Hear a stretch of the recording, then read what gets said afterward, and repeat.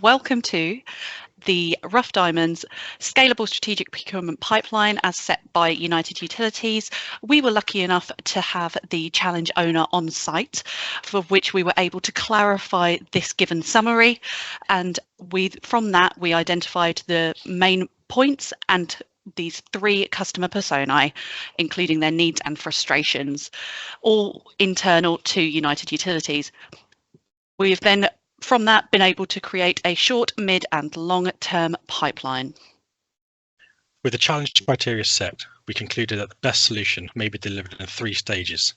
Firstly, we focused on identifying what can be done immediately to address the most pressing needs.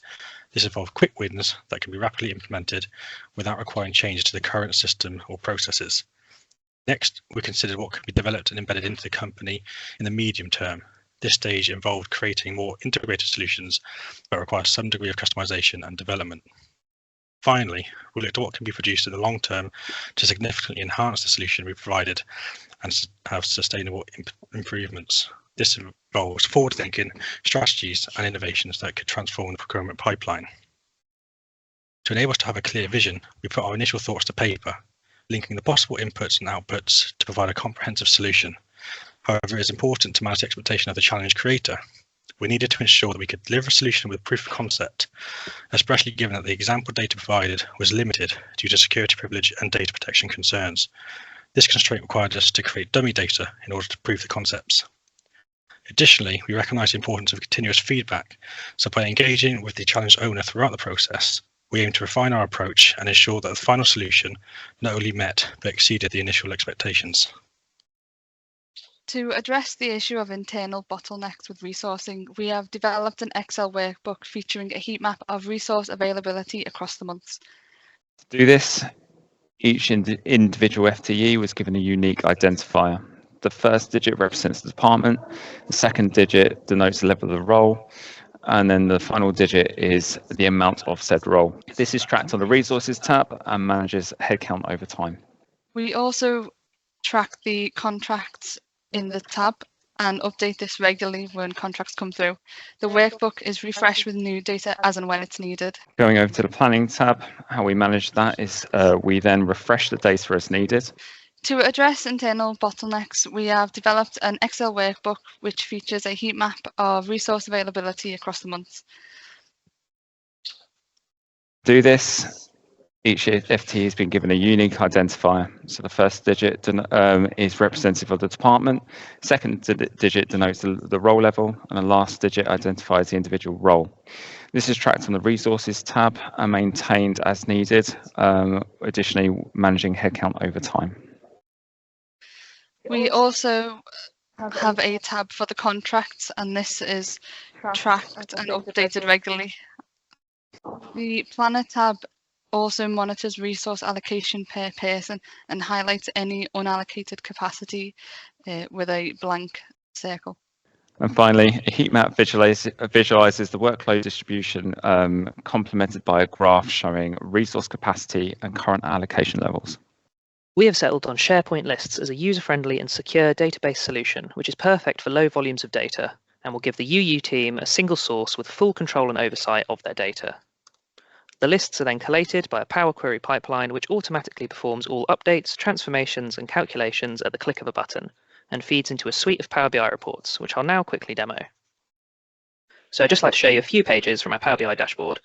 First of all, we have an overview of all tenders with dates, pound values and other metadata. We also have the ability to add new tenders and edit existing ones directly from the report, linking into our setup SharePoint lists. We also have a plan on a page view of a single tender. This calculates from the start date, from all the stages to provide a simple plan on a page view perfect for sharing with stakeholders. Another useful tool we provided is resource demand profile for each team. This view shows an FTE profile based on the stages for each tender for each team. It selects this either for a small selection of the tenders or for all available to get a proper profile across all areas. Okay, moving on to the long-term solution. We looked at how we'd actually get the data into the procurement pipeline. And this is a focus on getting the procurement teams to update data. We use a really simple solution taken from Power Ups, developed through the SharePoint list itself. And this shows where a member of the procurement team can log in, and I'll just give a quick demo. Select the milestones, and then what tender they're working on. So we take tender number 1, click the little edit button, and they can update how far they've completed each milestone. Click this tick button, and that'll then update the SharePoint list, and then we can pull that into Power BI and get our different insights. Okay, so a bit more long term, we'll be taking these insights for this data that around the milestones and looking at the milestone progression for each tender. Here we also show in the right hand corner a little app where people can actually update themselves, which is embedded into Power BI. Okay, and then another potential automation in the future is to send alerts when a milestone's due. And here's an example of how you take Power Automate, develop a flow, and then send out an email to a procurement lead to say your milestone for your tender is due in 1 day's time, and can go in and complete the data in the Power App. With the utilization of the Power Lab example, as just shown, we have here manipulated a form of an output report and how that could be shown, tracking each of the procurement stages in regards to the percentage complete. This could be leading into showing an average project overall and give a projection of when a certain project is due to be finalized. Using projections via time series and machine learning, it could hereby show early flags and whether a project could potentially be late. Future outcomes is adjustments and reallocations of resourcing requirements based on reporting outputs and findings.